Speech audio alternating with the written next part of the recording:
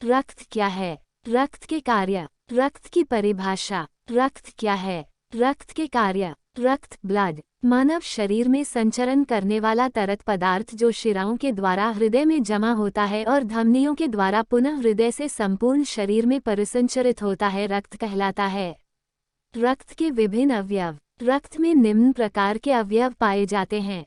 1. Plasma. Plasma ये हल्के पीले रंग का रक्त का तरल भाग है जिसमें 90% जल, 7% प्रोटीन तथा 0.9% लवण और 0.3% ग्लूकोज होता है।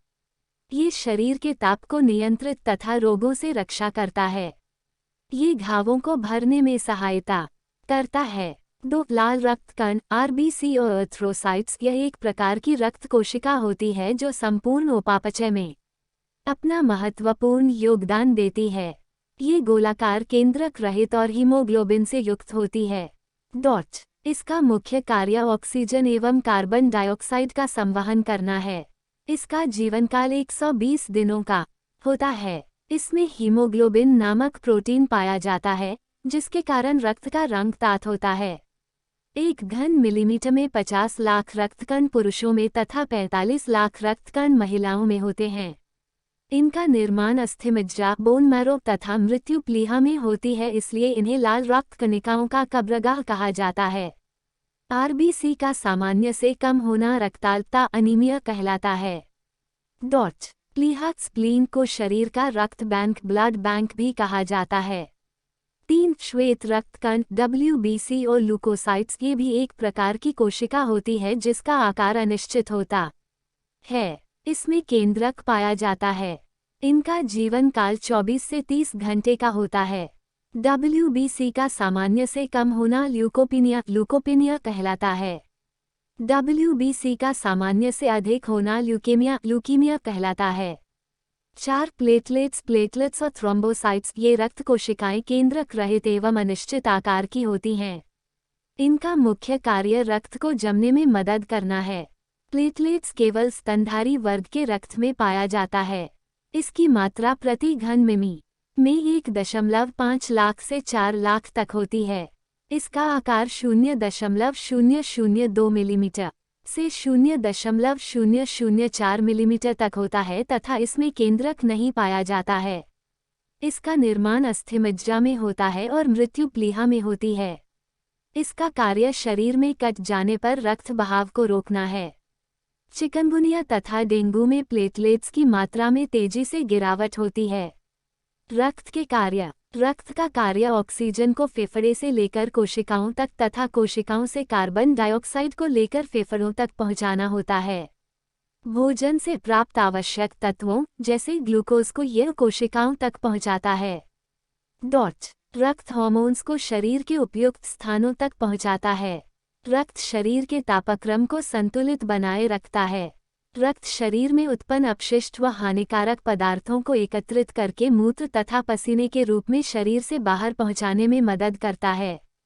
ये ऑक्सीजन को फेफड़ों से शरीर के विभिन्न भागों में ले जाता है। ये पचे अवशोषित भोजन को अंतड़ियों से पूरे शरीर के विभिन्न भागों में ले जाता है। ये देह कोशिकाओं से अपशिष्ट उत्पादों को गुर्दों में ले जाता है ताकि वे मूत्र का अंश बनकर बाहर निकाले जा सकें। ये शरीर को संक्रमणों से सुरक्षा प्रदान करता है। ये शरीर के तापमान का नियमन करता और उसे स्थिर बनाए रखता है। यदि कहीं कट जाने पर रक्त बहने लगता है तो वहाँ रक्त थक्का बनाकर रक्त बहना बंद कर देता है। रक्त का जमना, थक्का बनना, ब्लड क्लॉटिंग। रक्त में स्थित प्लेटलेट्स में फाइब्रिनोजिन एवं थ्रोम्बोप्लास्टिन नामक प्रोटीन पाया जाता है। जब कटे हुए स्थान से रक्त बाहर आता है तो फाइब्रिनोजिन हवा एवं थ्रोम्बोप्लास्टिन की उपस्थिति में फाइब्रिन में परिवर्तित होकर तारानुमा जाति बना देता है जिसमें रक्त कण फंस जाते हैं और रक्त जम जाता है। विटामिन के की कमी से रक्त नहीं जमता है। दूसरे शब्दों में कभी न कभी आपकी उंगली कटी होगी और आपने उसमें से रक्त बहते देखा होगा। आपने देखा होगा कि कुछ मिनटों में रक्त बहना बंद हो जाता और वहां पर रक्त गाढ़ा होकर एक पिंड सा बन जाता है। इस पिंड को थक्का कहते हैं। इस प्रकार रक्त के जमने को स्खलन या थक्का बनना कहते हैं। हम भाग्यशाली हैं कि हमारा रक्त थक्का बनकर बहना बंद कर देता है। यदि ऐसा न होता तो बहुत मामूली से घाव में से इतना रक्त बह जाता कि व्यक्ति मर जाता। जब रुधिर वाहिकाएं क्षतिग्रस्त हो जाती हैं, तब अनेक क्रमवत क्रियाएं होती हैं, जिनके फलस्वरूप रक्त बहना बंद हो जाता है। हीमोफीलिया एक आनुवंशिक रोग जिसमें ऐसी स्थिति बन जाती है कि रक्त का थक्का स्कंदन नहीं बन पाता। रक्त समूह ब्लड ग्रुप्स। रक्त समूह की खोज लैंडस्टीना ने की थी। रासायनिक दृष्टि से रुधिर 4 प्रमुख समूहों ए, बी, एब और ओ में से किसी एक वर्ग के अंतर्गत आता है। व्यक्ति का रुधिर वर्ग आजीवन एक ही बना रहता है, क्योंकि किसी भी व्यक्ति में ये लक्षण उसके माँ बाप से आते हैं। ये रुधिर वर्ग रक्ताणुओं की झिल्ली पर मौजूद उन विशेष प्रोटीनों की मौजूदगी के कारण होते हैं जिन्हें प्रतिजन एंटीजन कहते हैं। किसी विशेष रुधिर वर्ग के आरबीसी की कोशिका झिल्ली में मौजूद प्रतिजन ए, बी अथवा दोनों ही प्रतिजन ए और बी हो सकता है या कोई भी प्रतिजन मौजूद नहीं हो सकता है। दूसरी तरफ रुधिर प्लाज्मा में प्रतिपिंड एंटीबॉडी ए, बी अथवा दोनों ए एवं बी या फिर हो सकता है कोई भी प्रतिपिंड न हो। प्रतिजन ए प्रतिपिंड बी के साथ अभिक्रिया करता है और प्रतिजन बी प्रतिपिंड ए के साथ, जिसके फलस्वरूप रुधिर का गुच्छन या संपुंजन हो सकता है। रक्त समूह 4 प्रकार के होते हैं ए, बी, एब और ओ। रक्त को 4 डिग्री सेल्सियस पर सुरक्षित रखा जाता है। रक्त के अध्ययन को हेमेटोलॉजी कहते हैं। 100 मिली हीमोग्लोबिन में 15% ऑक्सीजन पुरुषों में तथा 13% ऑक्सीजन महिलाओं में होती है। रक्तदान। जब कभी शरीर से बहुत अधिक रक्त बह जाता है, जैसे कि कोई दुर्घटना होने पर रक्तस्राव में या फिर शल्य चिकित्सा के दौरान, तब चिकित्सक किसी स्वस्थ व्यक्ति दाता डोनर से लिया गया रक्त आदाता रेसिपिएंट में चढ़ाया जाता है। इस प्रक्रिया को रक्तादान ब्लड ट्रांसफ्यूजन कहते हैं। जब रक्तादान करने की आवश्यकता होती है, तब चढ़ाए जाने वाला रक्त उसी समूह को होना चाहिए ताकि उसके साथ रोगी के प्लेज्मा में मौजूद प्रतिपिंड कोई प्रभाव न डाल सके। यदि दाता का रक्त आदाता के रक्त के साथ ठीक से मेल नहीं हो पाता है तो रक्तादान पर दाता के रक्त का आश्लेषण अग्लूटिनेशन हो जाता है। नीचे दी गई तालिका में रक्त वर्गों और उनके रक्तादाने की संभाव्यता को दर्शाया गया है। गुच्छन क्लम्पिंग वह प्रक्रिया है जिसमें आदाता के प्लेज्मा में विद्यमान प्रतिपिंड दाता के रक्त के श्वेताणुओं के साथ मिलकर पुंज बन जाता है।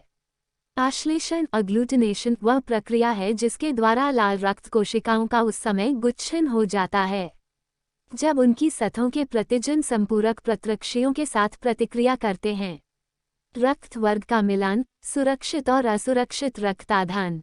1. ओ प्रकार के रक्त वर्ग वाले रक्त को किसी भी अन्य समूह वाले व्यक्ति को चढ़ाया जा सकता है और इसलिए इसे सार्वत्रिक दाता यूनिवर्सल डोनर कहते हैं।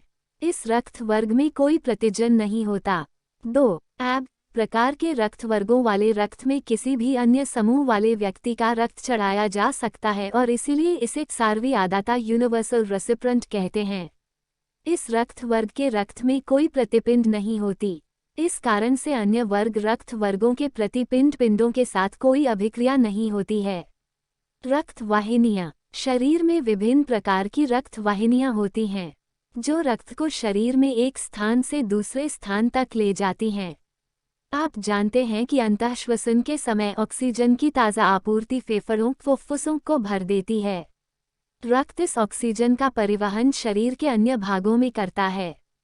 साथ ही रक्त कोशिकाओं से कार्बन डाइऑक्साइड सहित अन्य अपशिष्ट पदार्थों को ले लेता है। इस रक्त को वापस हृदय में लाया जाता है, जहां से यह फेफड़ों में जाता है। फेफड़ों से कार्बन डाइऑक्साइड बाहर निकाल दी जाती है। इस प्रकार शरीर में 2 प्रकार की रक्त वाहिनियां पाई जाती हैं, धमनी और शिरा। धमनियां हृदय से ऑक्सीजन समृद्ध रक्त को शरीर के सभी भागों में ले जाती हैं। चूंकि रक्त प्रवाह तेजी से और अधिक दाब पर होता है, अतः धमनियों की भित्तियां दीवार मोटी और प्रत्यास्थ होती हैं। प्रति मिनट स्पंदों की संख्या स्पंदन दर कहलाती है। विश्राम की अवस्था में किसी स्वस्थ वयस्क व्यक्ति की स्पंदन दर सामान्यतः 72 से 80 स्पंदन प्रति मिनट होती है। रक्त दाब ब्लड प्रेशर। जैसा कि आप पढ़ चुके हैं कि प्रकुचन हृदय के संकुचन के दौरान नीले संकुचित हो जाते हैं और रक्त को बलपूर्वक धमनियों में प्रवाहित कर देते हैं और ये धमनियां रुधिर को सारे शरीर में ले जाती हैं। धमनियों में प्रवाहित हो रहा रुधिर उनकी प्रत्यास्थ भित्तियों पर दबाव डालता है। इसी दबाव को रक्तदाब ब्लड प्रेशर कहते हैं। निलियों के संकुचन के समय रक्तदाब अधिक ऊंचा होती है और उसे प्रकुचन दाब सिस्टोलिक प्रेशर कहते हैं। नित्यों में जब शिथितन होता है तब ये दाब घट जाती है। इस अपेक्षाकृत निम्न दाब को अनुश्चितन दाब डायस्टोलिक प्रेशर कहते हैं। रक्तदाब को मापने वाले यंत्र को स्फिग्मोमैनोमीटर ग्रीक स्फिग्मोस प्यूलिस स्पंद मैनस हैंड हाथ मीटर फ्रेंच मीटर मेजर मापना कहते हैं। रक्त दाब के पठनांक 120/75 का अर्थ है कि व्यक्ति का प्रकुचन दाब 120 मिलीमीटर पारा तथा अनुशिथिलन दाब 75 मिलीमीटर पारा है। एक स्वस्थ वयस्क का प्रोरूपी पठनांक 120/5/7 पारा होता है। अनुशिथिलन तथा प्रकुचन दाबों का अंतर कलाई पर धमनियों की धड़कन थ्रॉब के रूप में महसूस किया जा सकता है। कलाई पर इस धड़कन को स्पंद पल्स कहते हैं। सामान्य बोलचाल भी भाषा में स्पंद को नब्ज या नाड़ी कहते हैं और धड़कन की प्रति मिनट संख्या को नाड़ी दर कहा जाता है। कलाई पर एक स्थान के ऊपर महसूस की जाने वाली धड़कन प्रकंचन के कारण की प्रति मिनट संख्या को स्पंद दर कहते हैं। ये संख्या हद स्पंदों की संख्या के बराबर होती है, अर्थात सामान्य वयस्क में लगभग 70 स्पंद प्रति मिनट। रस समूह एक अन्य प्रतिजन एंटीजन रहे जो लगभग 80% मनुष्यों में पाया जाता है तथा ये एंटीजन रीसस बंदर में पाए जाने वाले एंटीजन के समान है। ऐसे व्यक्ति को जिसमें एंटीजन होता है कोकी सहित प्रवे और जिसमें यह नहीं होता उसे रहीन प्रवे कहते हैं। यदि रहित प्रवे के व्यक्ति के रक्त को RH सहित प्रवे पॉजिटिव के साथ मिलाया जाता है तो व्यक्ति में प्रतिजन रवे के विरुद्ध विशेष प्रतिरक्षी बन जाती हैं। अतः रक्त आदान प्रदान के पहले रस समूह को मिलना भी आवश्यक है। एक विशेष प्रकार की अयोग्यता को एक गर्भवती रवे माता एवं उसके गर्भ में पल रहे भ्रूण के जोड़वे के बीच पाई जाती है। अपरा द्वारा पृथक रहने के कारण भ्रूण का एंटीजन सगर्भता में माता के रवे को प्रभावित नहीं कर पाता, लेकिन फिर भी पहले प्रसव के समय माता के रवे रक्त से शिशु के जोड़वे रक्त के संपर्क में आने की संभावना रहती है। ऐसी दशा में माता के रक्त में प्रतिरक्षी बनना प्रारंभ हो जाता है। ये प्रतिरोध में एंटीबॉडीज बनाना शुरू कर देती है। यदि परवर्ती गर्भावस्था होती है तो रक्त से रविक भ्रूण के रक्त जोड़वे में प्रतिरक्षी का रिसाव हो सकता है और इससे भ्रूण की लाल रुधिर कणिकाएं नष्ट हो सकती हैं। ये भ्रूण के लिए जानलेवा हो सकती हैं या उसे रक्ताल्पता खून की कमी और पीलिया हो सकता है। ऐसी दशा को इरिथ्रोब्लास्टोसिस फिटेलिस गर्भ रक्ताणु कोरकता कहते हैं। इस स्थिति से बचने के लिए माता को प्रसव के तुरंत बाद प्रतिरक्षी का उपयोग करना चाहिए।